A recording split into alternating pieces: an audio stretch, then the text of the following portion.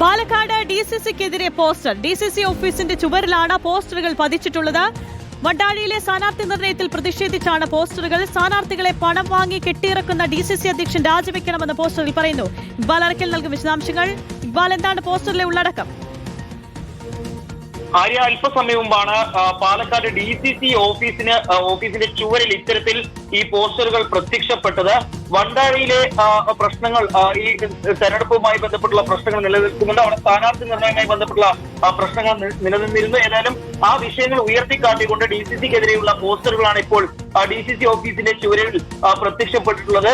വണ്ടാഴിയിൽ പണം ലോബിക്ക് വേണ്ടി അടിയറവ് പറഞ്ഞുകൊണ്ട് സ്ഥാനാർത്ഥികളെ കെട്ടിയിറക്കുന്ന രീതിയിലാണ് DCC പ്രവർത്തിക്കുന്നത്. DCC അധ്യക്ഷൻ രാജിവെക്കണമെന്നുള്ളതാണ് പോസ്റ്ററിൽ ആവശ്യപ്പെട്ടത്. കോൺഗ്രസ് പ്രവർത്തകരാണ് എന്നുള്ളത് മാത്രമാണ് ഇപ്പോൾ ഏതായാലും ഈ പോസ്റ്ററിൽ എഴുതിയിരിക്കുന്നത്. മറ്റ് വിവരങ്ങളൊന്നും ഇല്ല.